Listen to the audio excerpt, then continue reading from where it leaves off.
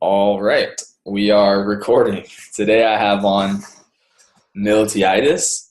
He is a software engineer and computer vision researcher. He started programming when he was 15 years old. He moved into computer vision and machine learning. 2.5 years ago, he published his first scientific paper titled Autonomous OCR Dictating Systems for Blind People, which helps with image recognition and reading texts for people who otherwise could not. At 21, he founded Philosophy Behind Coding, and now he's preparing for a PhD in the United Kingdom in in computer science. So, Miltiadis, thank you for coming on today. My pleasure. My pleasure. So, I usually start off with this question. I think you're going to like it. What is the most important thing or most exciting thing you're working on right now? Why is that? Okay, so right now we are in a transition period. I'm trying to finish my bachelor in Aristotle University about electrical and computer engineering that I'm in right now. In order to go to the next step and go for a PhD in computer vision machine learning. So at the same time, I'm trying to work with a course that I'm trying to build in machine learning, about machine learning. And at the same time, I'm working with philosophy behind coding and some research, but I think that I'll keep the best of it for my actual PhD. Mm-hmm. Mm-hmm. And what type of research are you planning on getting into for your PhD? Is this the same thing, image recognition, or some variant on image recognition, or what exactly are you getting into? Okay, I guess that we need to start from, first of all, image processing is not Photoshop that most of people believe that it is. It is the field that try to make sense of an image. So we take as input images or videos, and we try to understand what it is behind an image or behind a video. So if you think for a robot that has a camera, you have the ability to give to the robot a vision, you have the ability to give him something to see. But if you don't have an algorithm that understands this video and tells the robot what to do depending on the video, you don't have actually nothing. So you need to combine the input of a video and at the same time a really good algorithm that's created from someone that knows computer vision that can understand and tells what to do. And all this can be combined and be even more interesting when you work with machine learning.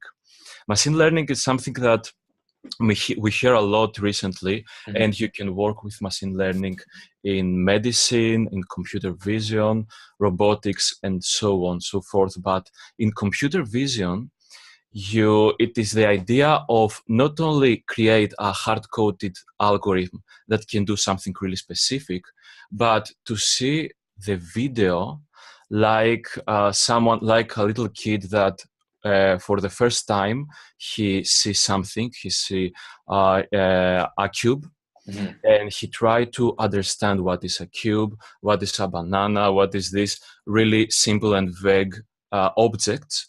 And the idea is to combine computer vision and machine learning in order to start for the robot, for the system to learn, to understand the world from zero. This is one of the ideas that I'm thinking to work in my PhD. Of course, there are several others. That sounds pretty math intensive.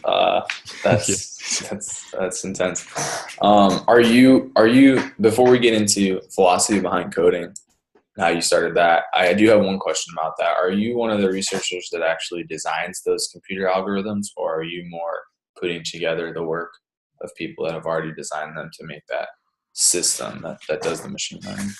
Really good questions, because this is a distinction, and it is of course easier to just take bits and pieces. Many programmers, not only computer vision, but in general programming, work like Lego boxes. They work with black boxes that you know that a function can do something. So you combine many functions in order to do something specific. I am more of hardcore programmer that I'm trying to build everything for myself and try to invent the wheel.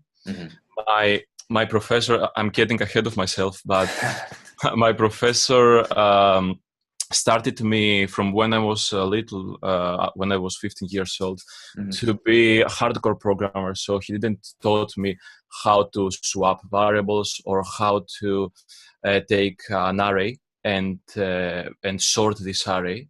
He told me just to find a way to sort an array.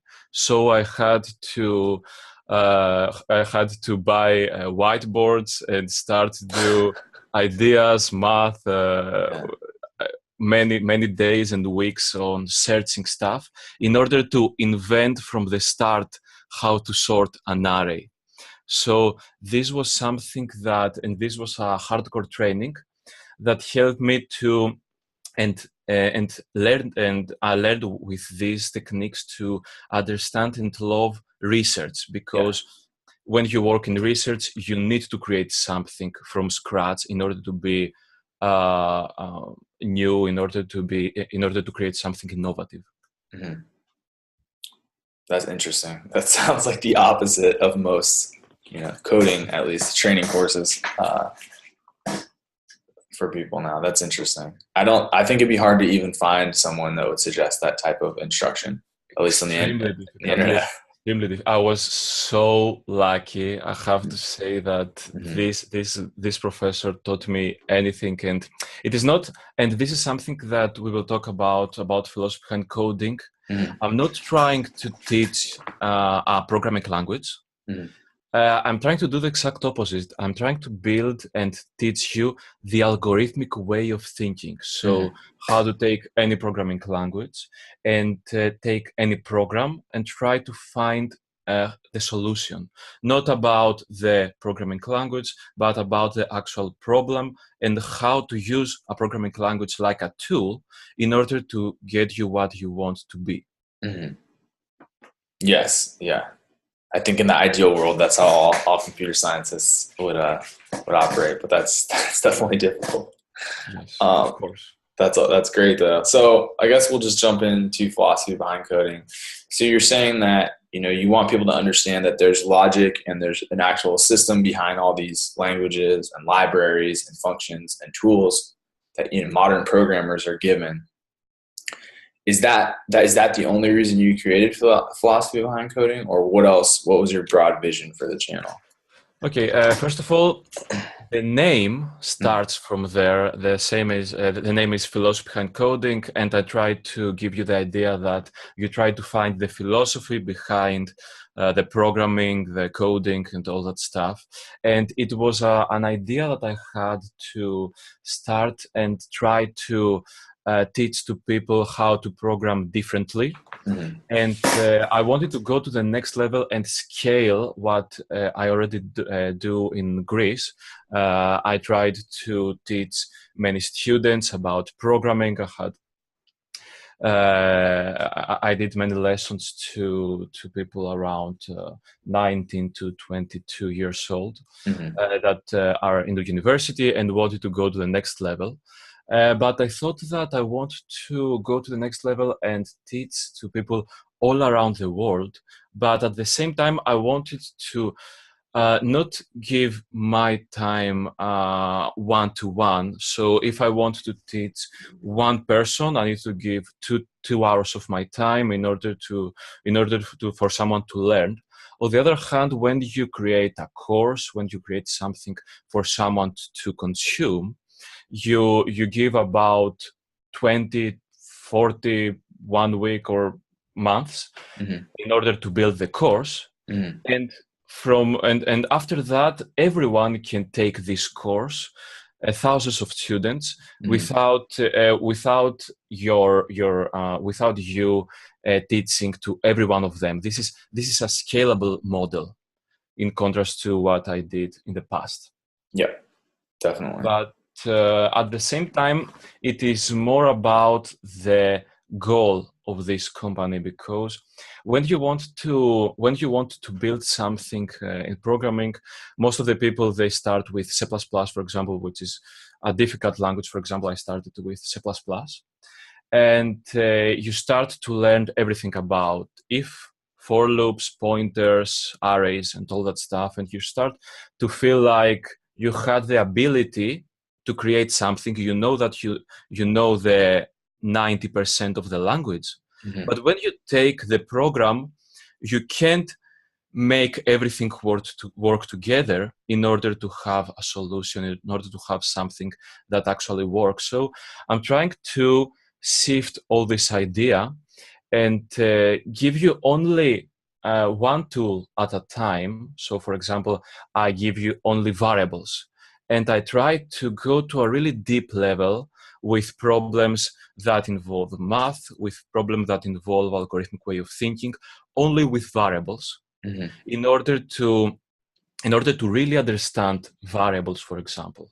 Then I give you the idea of if statement and why you want if statement in order to go a step further.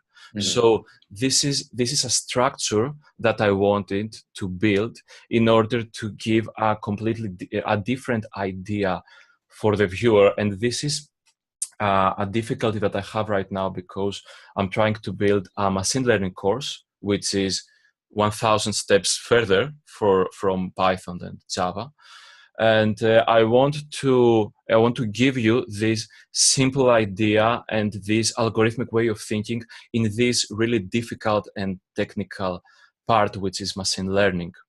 So we try to transform these ideas into this field. That's interesting. I just interviewed someone who does prepares people for consulting interviews, and he was saying that one of the biggest things is people just try to practice these case studies. You know, kind of like people try to do these programming problems, and they don't break it down into these sub skills, these micro skills within, you know, doing the whole case. Great.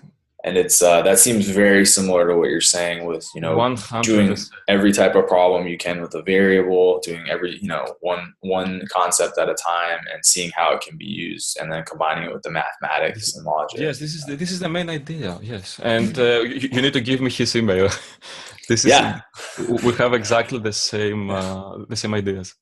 Yes.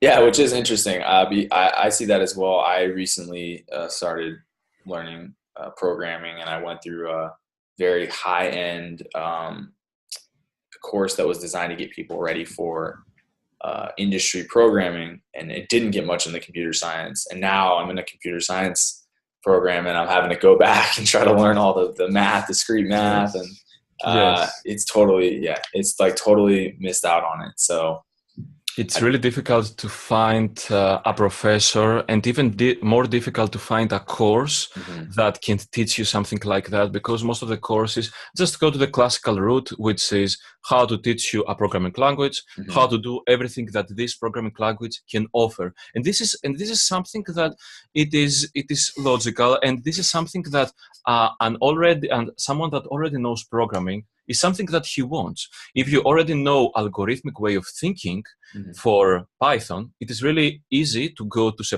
So you can take one of these courses and really easily transform your way of thinking into C++, into Java, and so on. These ideas is especially for someone that right now try to understand programming, and right now start to combine computer science with math and how exactly to solve problems. Yeah, it's that the way of thinking mathematically for computer science. It's just, I have yet to find one person that found it intuitive.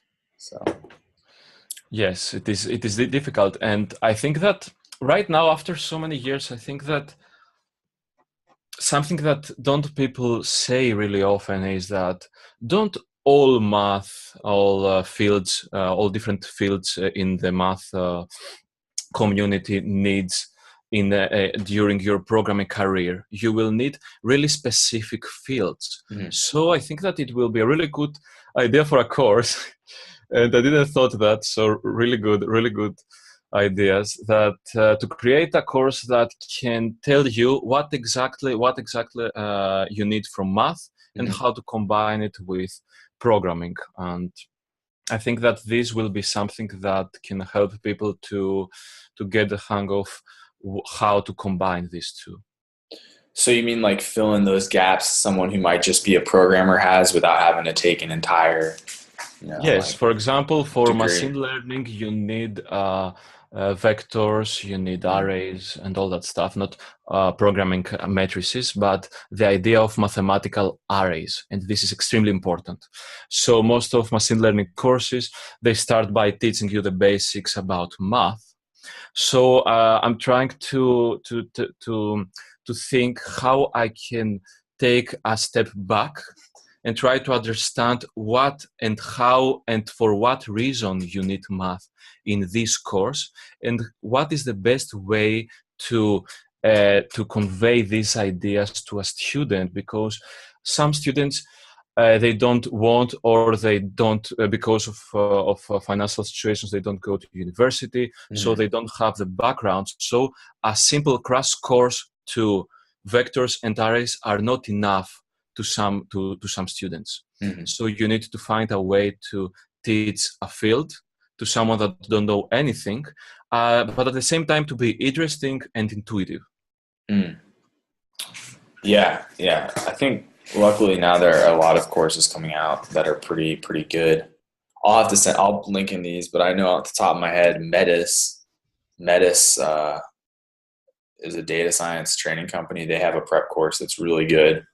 And fastai.com is they have a course, deep learning for coders, that goes into examples with libraries, and then later in the course telling people how to get into the algorithm development and creating their own libraries. So I'll have to link the community.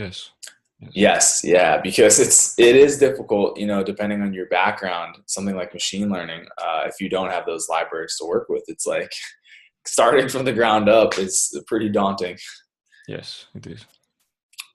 So back to philosophy behind coding. What was the point in your life? What was going on when you decided to start it? And why did you make that decision? Okay. First of all, after about when I was 18 years old, after my first or second year in university, I was sure that I will become a researcher because I had the training, and at the same time, I love the idea. And for that reason, I started working with my professor in the publication that you told about. After that, I thought that I wanted to go a step further and work with students in a scale, as already told you. But I wasn't sure, and I didn't had the idea of an entrepreneur and what exactly it means to have a business and what exactly it means to create something and create a digital business. So it was just an idea of teaching people and letting them understand what programming and computer science means. I didn't have the idea of teaching about machine learning, computer vision, not or inspiring people on YouTube with the blogs, and all these things came later. The only idea was to build something. I love to build something new. Even this is an algorithm that can create something or help people. Even this, or if this is something that it is a digital business, if I can say that. So this was really just you having that desire to be building things, and this is just another expression of that. Basically, build something useful for people. Yes. I guess that this was one more time that I was lucky, because I just wanted to build something for the community, and after that it came the philosophy behind coding, the idea, and all these different stages and fields that we have right now. Mm-hmm. And I see also, so on the topic of building and helping students, I see that you did it was a Udemy course, it looks like. Mm-hmm, mm-hmm. Was that before or after this? And why did you decide to create that? Okay, first of all, we started with just YouTube videos. Okay.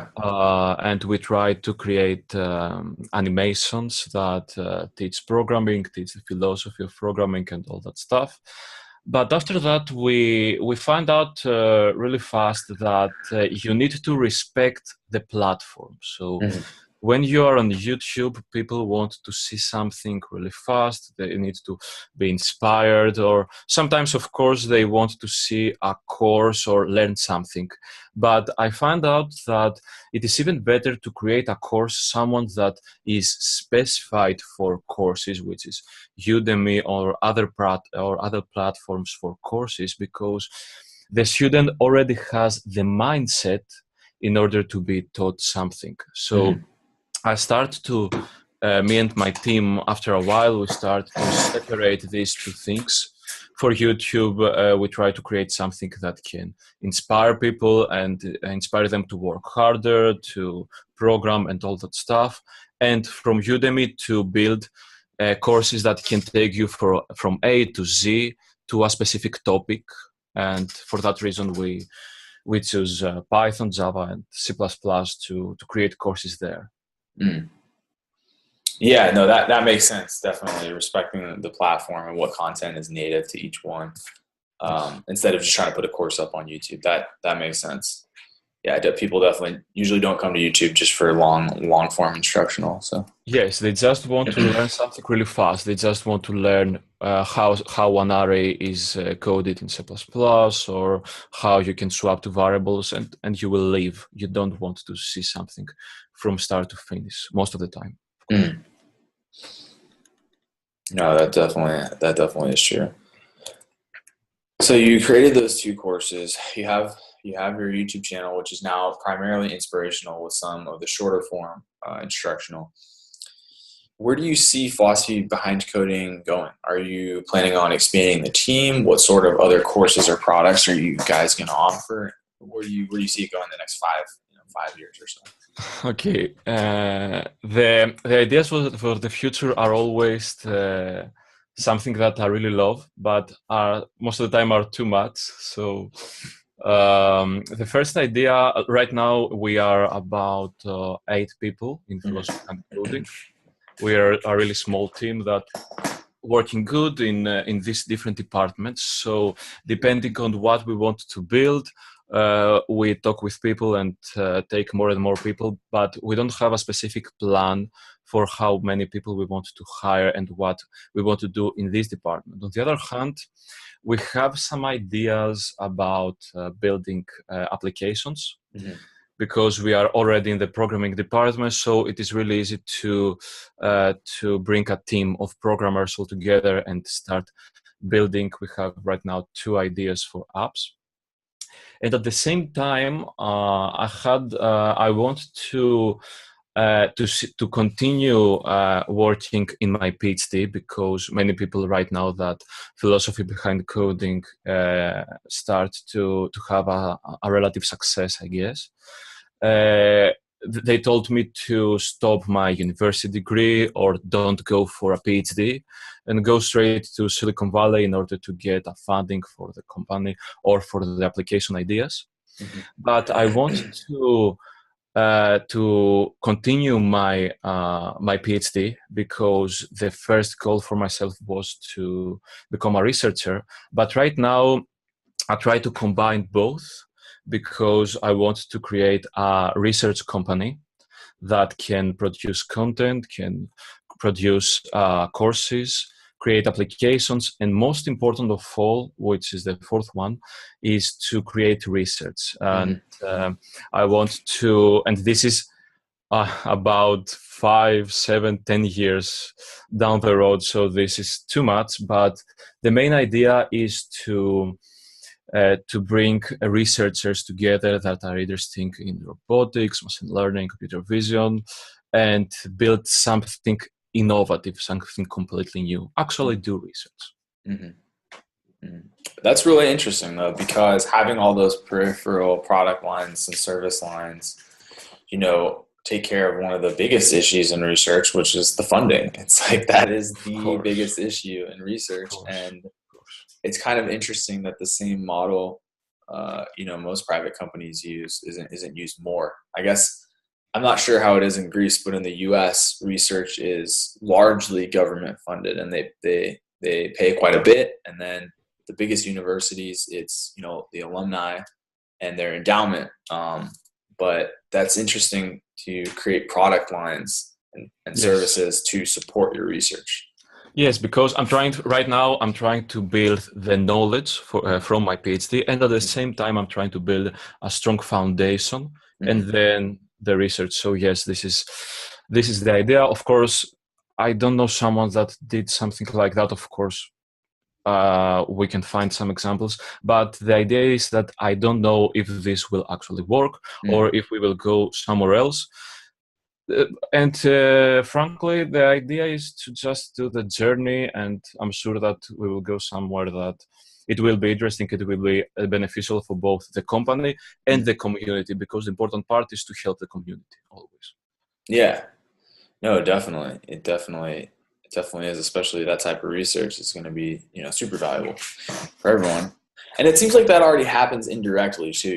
Any big company like Google has their own research divisions, and Of then, course, of the course. school they came out of, Stanford, I'm sure their endowment got plenty of donations from Google alums. So it happens indirectly, but it's cool to see that you're thinking of doing that, and just taking the responsibility as an individual to make it happen. Yes. It's interesting. So okay, you talked about where you're going with the company. So I guess that that decision to stay in as a researcher, because there's a lot of people who want to be content creators, or they already are as professionals. People have full-time jobs, they're doing it on the side, and I've talked to a number of creators that are on that tightrope they're walking, where they're not sure if they should go all in, because a lot of them really do like their professions. They had vision for that side of their life as well. How do you think about that? And do you think that'll ever change in the future? You'll say, I'm just going to be a full-time entrepreneur. Uh, this is something that, as I already told you, many people told me to do, Yeah.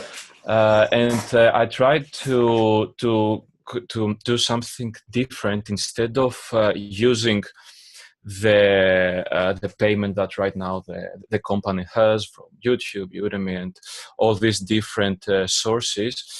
Instead of using for myself and stop university, I'm trying to outsource all the work, Yeah. because I need to concentrate to research and in general to my studies.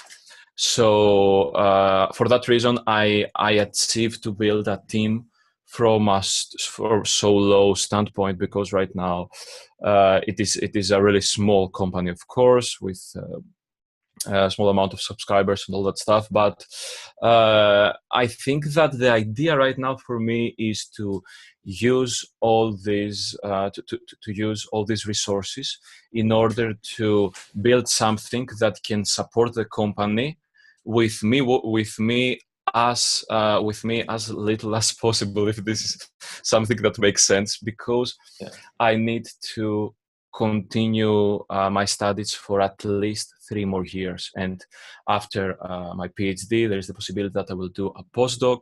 So I need to do the exact opposite.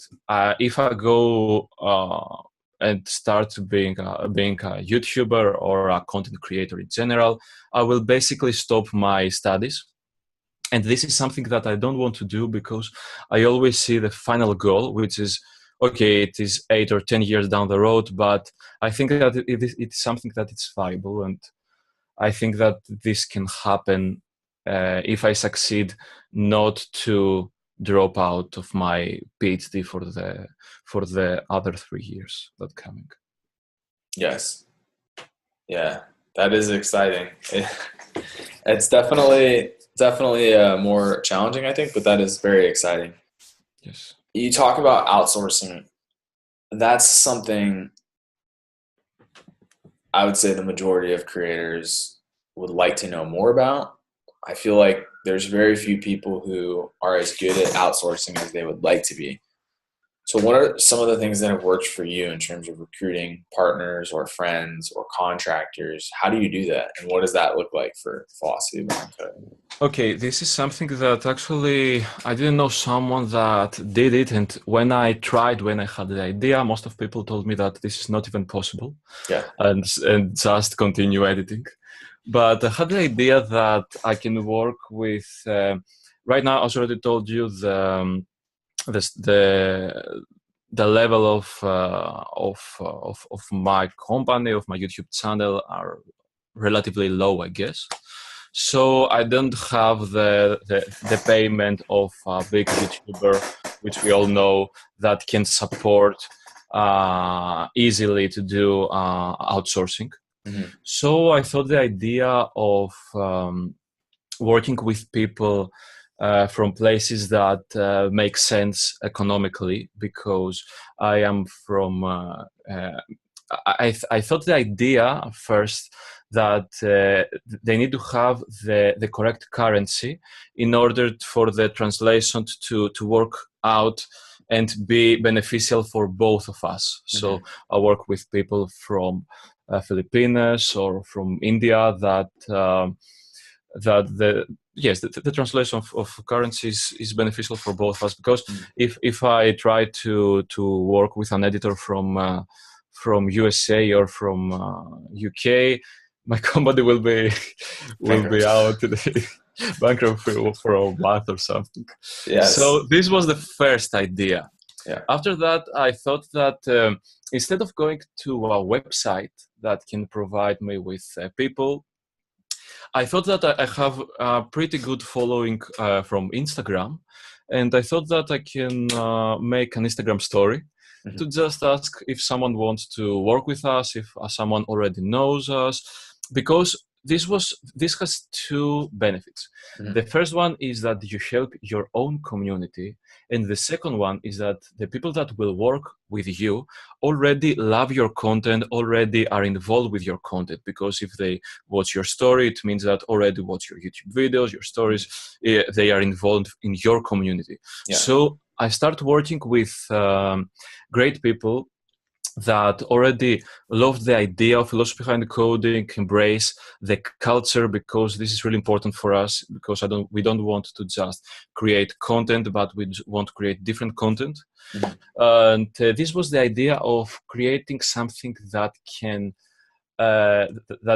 be powerful and at the same time can work on itself, because sometimes I don't have time to work in the company.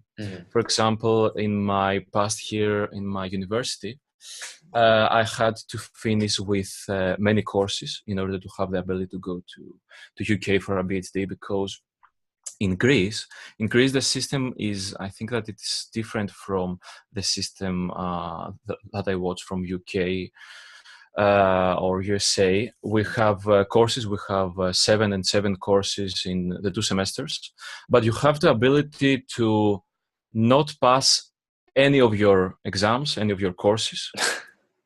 Yes, and at the same time, you have the ability to pass 20 courses at the same time, which is insane. It is not possible, but you have the ability. Yeah. So if you make the math, I create and I develop a business during my studies, and I develop my paper during my studies. So this means that I had to not work in my university for months. And with that way, I lost many courses. This was not a problem, but sometimes this makes you finish your university instead of 5 years, which is the minimum for Greece, to 6, 7, 8 years sometimes. The average is 7 years. Oh, I wow. think.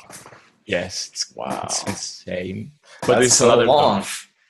I know. Yeah. This is something that, for example, right now we will go with my sister at the same time to UK. My sister will go for a bachelor and I will go for a PhD. My sister will go also to electrical and computer engineering. And I see the strategy and the path for my sister, which is 3 years university, 1 year master, 3 years PhD. And this is approximately how many years it take someone from my university to finish. Yes. Yeah. So in my previous semester, I had to finish. I had to give 17 courses in only one semester, and which is about 1.5 years Yeah. in only 6 months. Yeah. Of course, most of my friends told me that this is impossible, but and for that reason, I had to stop philosophy behind coding. But at the same time, and I'm come again to the team, we had a strong team that could continue philosophy behind coding. And if you try to see months that we post courses or YouTube videos, you will not see that I'm not there and I don't work for 6 whole months in the company, Oh because I wow. did a lot of work at summer, and my whole team worked during in these 6 months to build all this content, edit and animate and all that stuff in order to Oh, the wow. company to actually continue working. Yeah. So this is the idea, to not only to outsource your editing, because most of the you can think that I have the money and I can just outsource the editing because I don't want to edit. Mhm. The idea is to build a strong foundation in your company, if you want to say that you have a company. And for that reason, for example, when I hire someone to create the editing for my vlogs, I wanted to create a really specific style. Mhm. So I took someone that didn't know anything about editing. He didn't ever touch Sony Vegas or anything like that, and I taught him from 0 to 10 everything about editing, and then everything about my style, because I wanted him to create something that was the same exact on what I will produce if I created the same editing for these videos, for the videos. Oh wow. So you found this was one of an audience member of yours that you then trained up from scratch. The eight members that we are right now, they are all members from my audience. Yes. Oh wow. Okay. And some of them I taught them, some of them other members taught them. I'm sorry for that, but it is a process that we don't hire someone that already know editing, already know animation, but we try to teach them in order to create this connection, and at the same time create something that is exactly what we want it to be. Yeah. Yeah. Wow. So you'd recommend that strategy then to any content creators if they can find people, either in the right country or at the right skill level where it makes sense economically. You'd recommend Yes. pulling people from your audience. Yes, some people told me that it is waste of time to teach to someone how to edit. You can just find someone that can edit, but it is not only the connection, but it is something that it is worthwhile from an economical standpoint, because it will take you about 3, 4, 5, 6 sessions in order to teach him how to do it from scratch. Uh, and from now on, you will not have to edit. So this is something that not only in the long run, but after 1 month or 1.5 months, it will be already beneficial economically and time-based for your time management. Mm-hmm. Mm-hmm. Yes. Yeah, and you get a low price editor and they learn a very specific skill, so that's pretty good. But at the same time, this is something that it is really good for their currency, for their country. So Yes. it Yeah. is beneficial for both of you. And Yeah. this is the important part. The important part is to be what you were building to be really good for the community, for you, for someone that work for you. It needs to be beneficial for everyone. Yes. Yeah. Yeah. That's what I mean. That skill too is they're getting taught editing on Oh the yes, job, which is great. of course. So for the business build, I only have a couple more questions too. For the business building part of philosophy behind coding, were there any resources, blogs, books, courses, or mentors specifically that you used or you'd recommend? Okay. first, when you try to build a business and when you try to work with editing, animation, and recording audio, recording video, you need to learn so many things. It was a completely different skill that branches out to so many different skills that I needed to learn right now. I need to learn about lighting, which was something that I didn't ever thought about cameras, about how to edit a video correctly, how to edit a video on point with the music. And this is something that you need to learn, of course, from the internet. And we are really fortunate that we have all this content and all these people that can help us. And at the same time, yes, you need some kind of mentors from the internet. If you can find a real one, like my programming professor when I was 15, it will be great. It will be something completely different. But you need to find people that can inspire you. And I like to say that you are the average of the 5 people that are in the same room as you. This is not mine.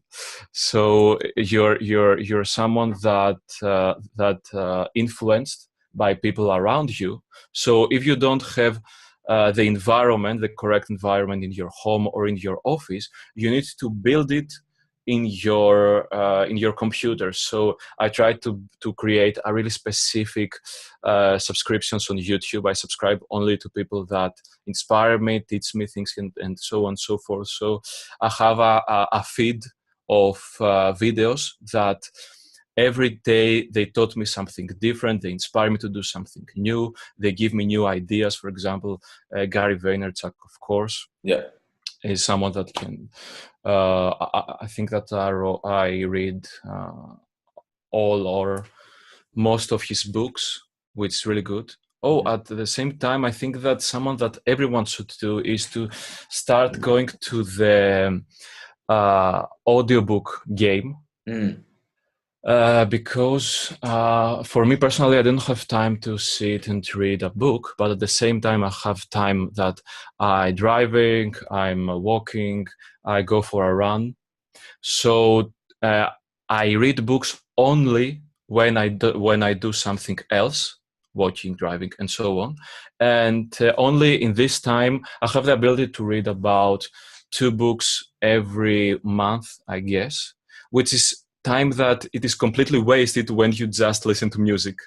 So if you take podcasts, books, you can start educating yourself in the time that it is already wasted. And the most important trick that I can give you for this segment is to not only to read audiobooks, but at the same time to start developing your mind in order to have the ability to read them in 2x or even 2.5x, which means that a book that it is about 12 hours, you can read it in 5 hours, 4 hours, which is incredible. Of course, for if I try to play the book that I have right now, it is in 3x, I guess, and it is something that you can't even understand. But you build it. You start from 1x, 1.5, 1.10, and so on. And then you go to you start, because think about it. If you can read 1,000 books in your life, because we have finite amount of time, with this trick you have the ability to read 2,000 books. This is game changing. This is something that completely changes the time that you have. And at the same time, you read these books when you don't do things, when you're driving, when you're walking. So it is something that everyone in this space needs to do, from my personal point of view, of course. That's interesting. I have a good friend who does that, and he said he got so used to it he almost couldn't listen to regular things. Yes, I think like it is in slow motion in my head. All my courses, when I take a course on Udemy, Coursera, every time it is in 2x. And right now, I can't listen to them because 2x is too slow for me right now. So and this platform don't give me the ability to have 2.5x or 3x, which is the regular for me.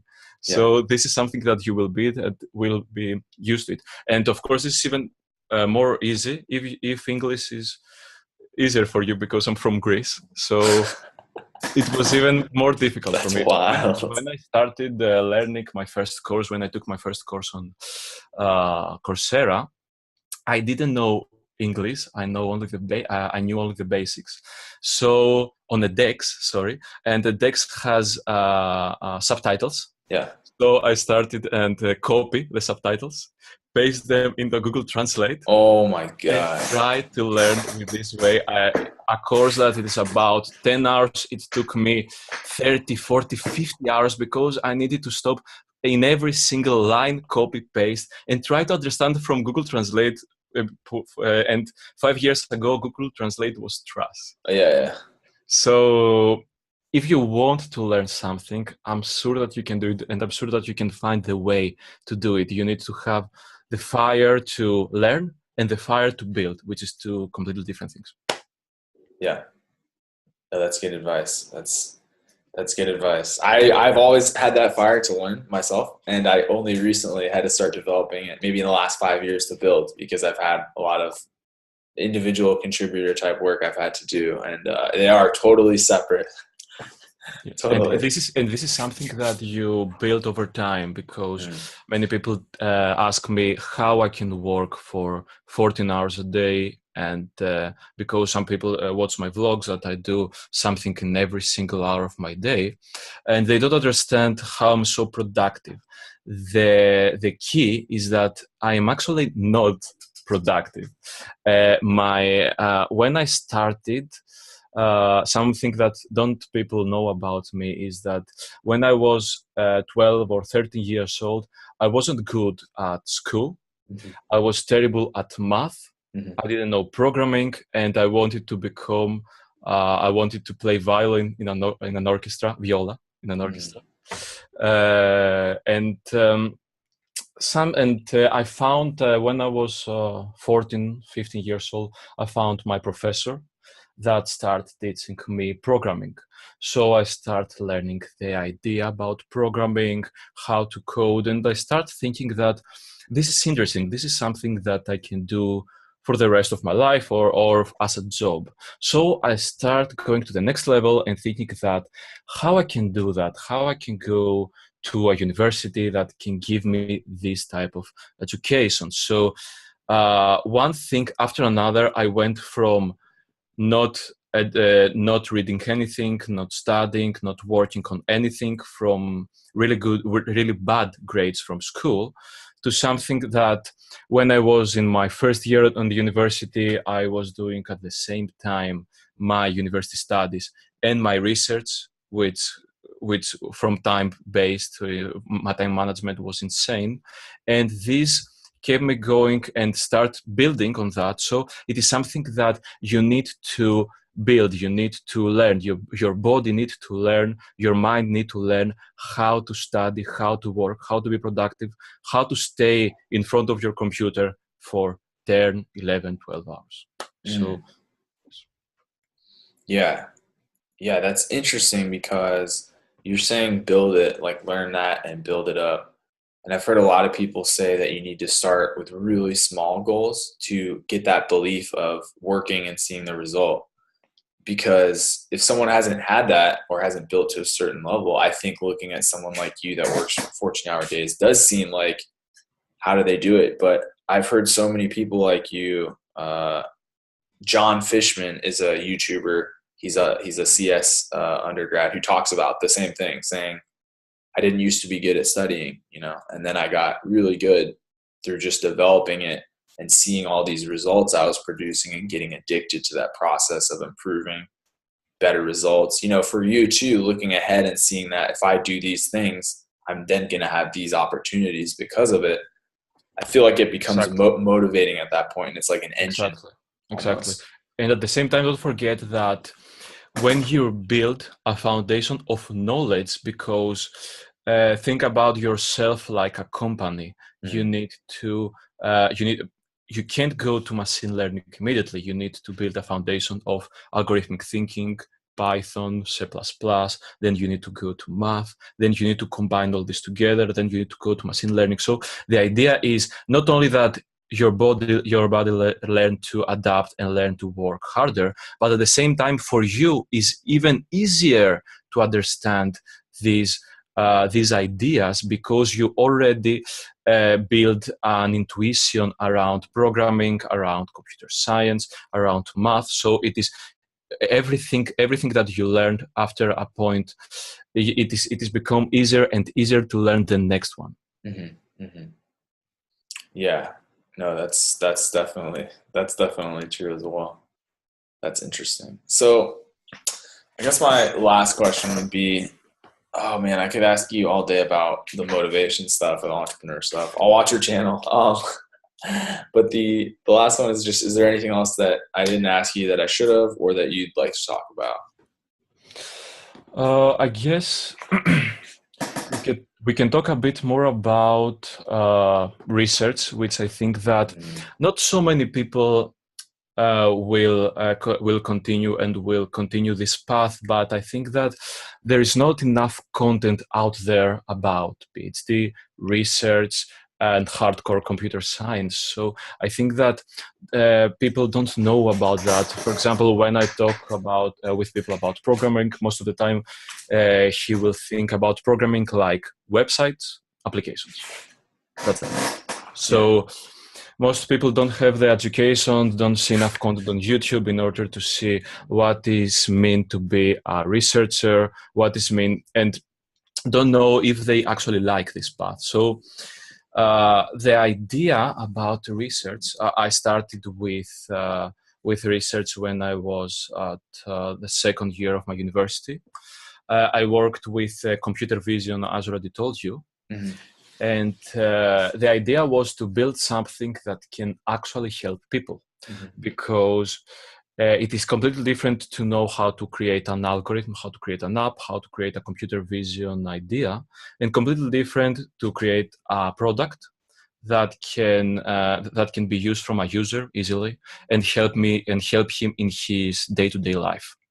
So the idea is to help visual impaired people to learn the books, as you already told, and it was a device. After we worked in this device for about 1.5 years, of course, it was really important that I had my professor, and sometimes you need to have someone to guide you. Mm-hmm. Sometimes it will start from university, but sometimes, and I want to see if this is even possible, and I'm sure that it is, that someone start research without university. And I want to research about that, and I want to even find a way to do something like that in Philosophy Behind Coding. Because research is something that you create something innovative. You don't just use blocks, as we told, blocks of code, blocks of functions, and you put them together, but you have any idea. I had an idea. This device is glasses with a micro camera that a visual impaired person can take a book, can hold the book, and after that the system recognize the image and then start to dictate the words to a headset for the user. So this has a whole development for the hardware, of course, and then we need to create a way for the visual impaired person to bring the book to the correct position. At the same time, with a communication with the user.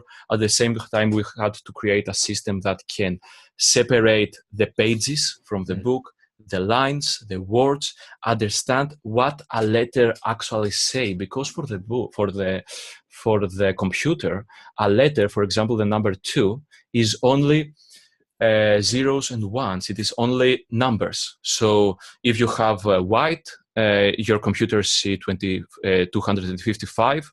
If you have black, your computer see 0.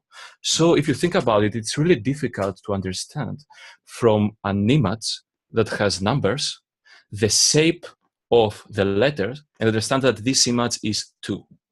When you understand that, of course, you can dictate this to the user, which is a completely different idea. But the place that I want to end this part of the conversation is to try to go deeper into different fields and not only to applications and websites, which are of course great ways to find a job. They are really interesting because when you start, you want something that you can actually see the results. When you have an application, you change something and you have an actual result in your application. Mm-hmm. But at the same time, it is really good to go a step further, go deeper to your knowledge and try to find out other fields of computer science, like machine learning that we talked about. You can work with astrophysics, with computer science, understand. For example, if you know computer vision, you can take a picture from the sky with the stars and you can understand the pattern of the stars, or you can understand how far is the star depending on the image. You have so many different ideas, so many different things that you can do, that you can build, that can help people, that can help the scientific community when you go a step further to your knowledge, to your education. Mm-hmm. No, that's good. I like that. It's like exactly like the name, philosophy behind coding. What's Yes. going on under the hood? I like that. Well, thank you for coming on. I'm gonna cut the recording and we can chat after. But I really appreciate the time. That was some awesome information, and certainly the first conversation I've had about research. Yes, this was great. This was great. Thank you very much for having me here.